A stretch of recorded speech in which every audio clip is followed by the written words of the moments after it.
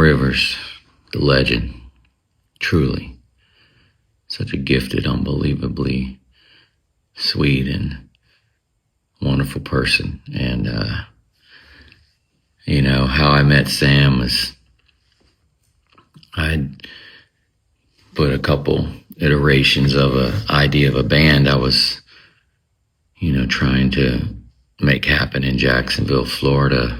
I had this idea and vision for this particular type of, style and sound, and I just couldn't get it together right. And so I decided I'm going to go out and find the right players to do this and bring this thing together. And I'd gone into this little tiny bar or pub where this band was playing at Jack's Beach called Pier 7, and there Sam was on the stage with his band, killing it on the bass, and I went, oh my gosh, this guy's amazing. And in my mind, it was you had to start with the rhythm section, the bass and the drums, and didn't know who I was going to meet first to put this idea together.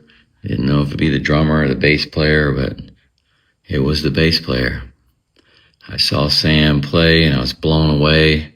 He's playing a 5-string bass too. I'd never really seen someone using a 5-string bass, and he was so smooth and good, and he stood out, and I could hear nothing else but Sam.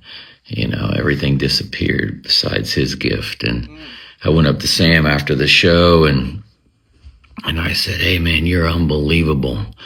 I got this idea for this band I want to do, and kind of threw it out there and told him what I wanted it to be. And he looked at me and he says, killer, I'm in. Let's do it.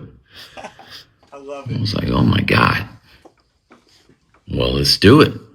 And, that's kind of how things started to come together. I had a bass player. And after me and Sam been jamming around and messing around for a bit, I started looking around for other players and things. And Sam said, well, my cousin John's a killer drummer. He's a jazz drummer. He should jam with us. And I said, well, jazz would be great because it'll give us that kind of beat we want, that kind of, that swag. And so I met I met John through Sam, and saw that John had the thing. He had it. We're cousins. So me, John, and Sam are jamming in Sam's garage. I'm playing the guitar at the time and kind of rapping and singing, and I can't really play guitar well, so it's tuned to drop D, and I'm one finger noodling it, and Sam's filling it in and holding it up because clearly I couldn't. And John and Sam, it was a magical thing, the two of them, and I felt like this is it. This is it. This is what I've been looking for. And Sam had this thing about him where anything I could spit out of my mouth, try this, do this or this, Sam could do it, and do it 1,000 times better than I could hear it in my head. And also Sam and I shared an affinity, a love for, grunge music. Oh yeah. That's something that we were both really on the same page about. Sam really loved Mother Love Bone and Alice in Chains and Stone Temple Pilots and the whole Seattle grunge movement. And he had this kind of ability to pull this beautiful sadness out of the bass that I'd never heard. I mean, he would play chords in the way just so talented. I can't explain. I know I'm all over the place here. I just,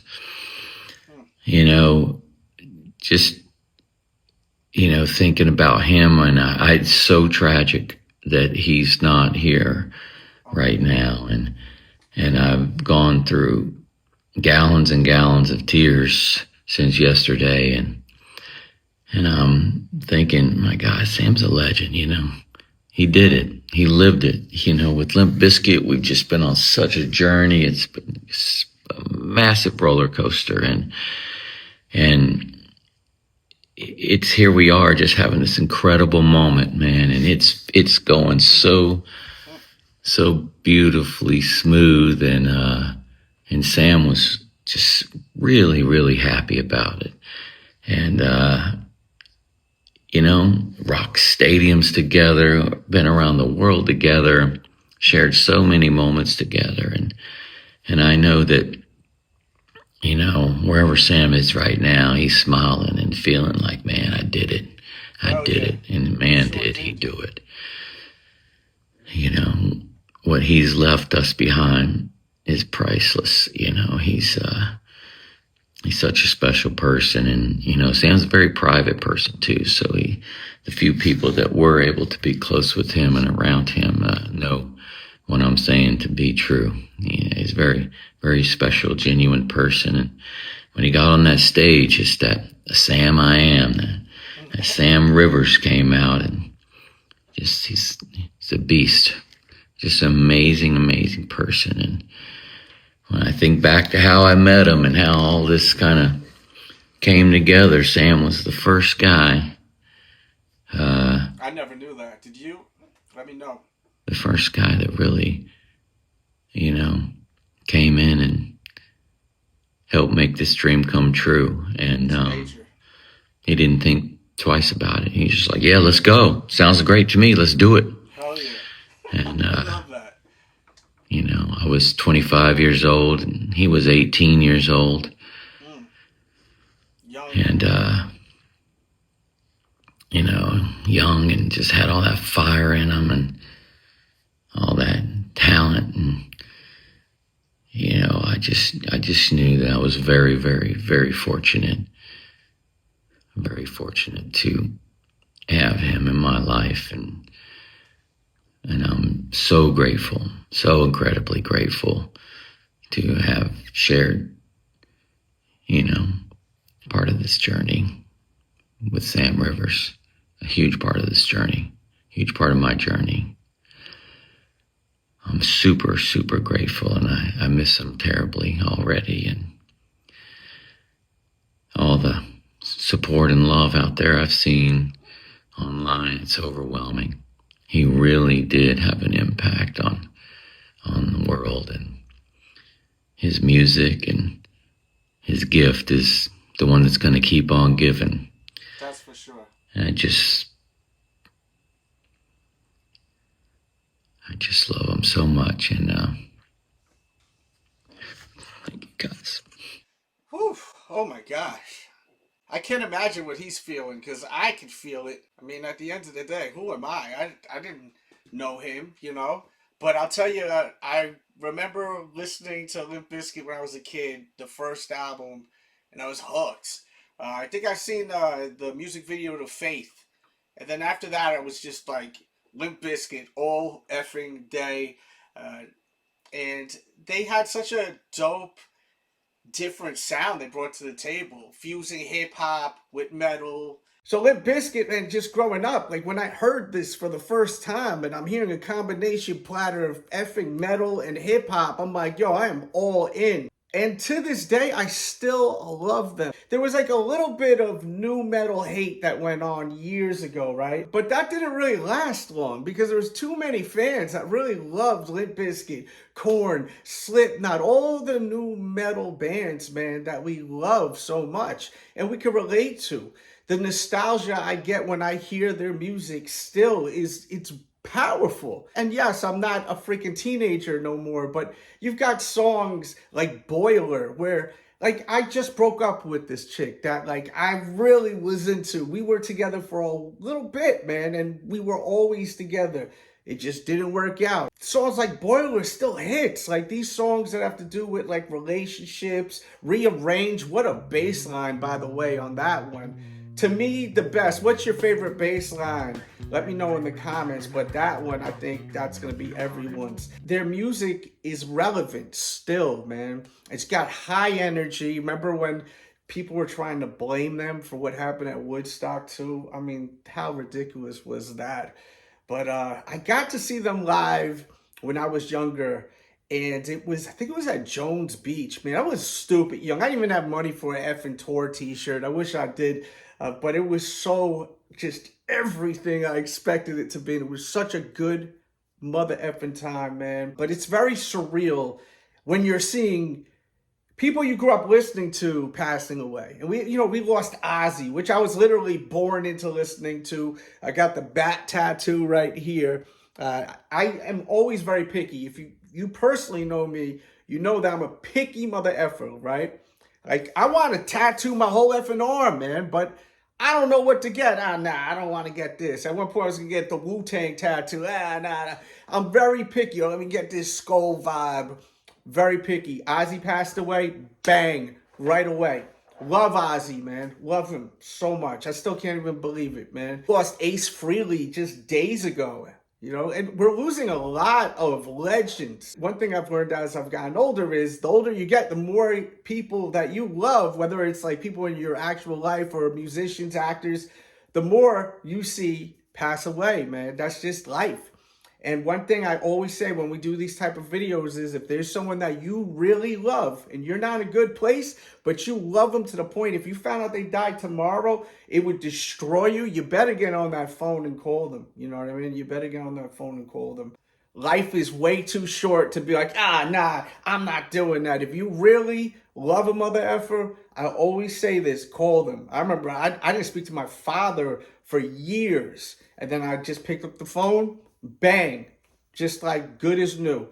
Always call your loved ones, even if it's bad. If you love someone, if they're in your mother effing heart, call them, all right? So it's just something that I always want to just put out there, man. This channel, if you're new here, this is Del's Reacts. We do strictly really reactions.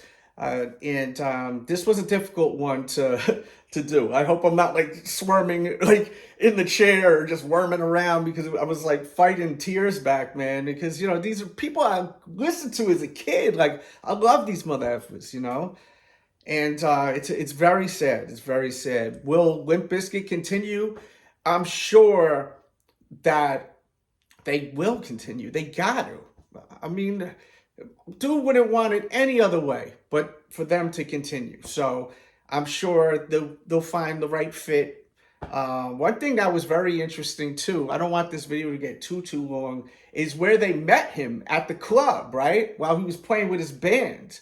Now, hopefully it's in the shot. No, it's not, but we have my phone. But look, you see that man right there, Cliff Burton? All that artwork, by the way, is by my friend Charlie Benante. Shout out to my boy, Charlie Benante. Oh, man, I dropped that. We're doing it. Oh!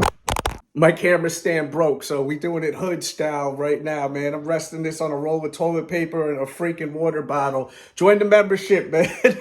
Link in the description. But as I was saying, Cliff Burton was discovered by Lars, James, and Dave Mustaine from going to this club to see him perform. And it just gave me that vibe. I didn't want to cut the video while he was talking. I wanted to let him speak and then me do my thoughts on what he had to say on his tribute, which was absolutely amazing. I got to tip my hat to Fred Durst right there. That definitely was not easy to do, I'm sure. And I never knew he was the first member when he had this idea in his brain to create this and have the idea of this certain sound. There's so much I didn't know. I didn't know they were cousins. You know what I mean? He's like, oh, well, let me bring him in to play drums. I didn't know this stuff, right? And now I do. Maybe you guys did, but I did not know this. But it was cool, when he was speaking about, putting the band together. It just reminded me of Lars Ulrich, because I'm a big Metallica fan, as you can see behind me.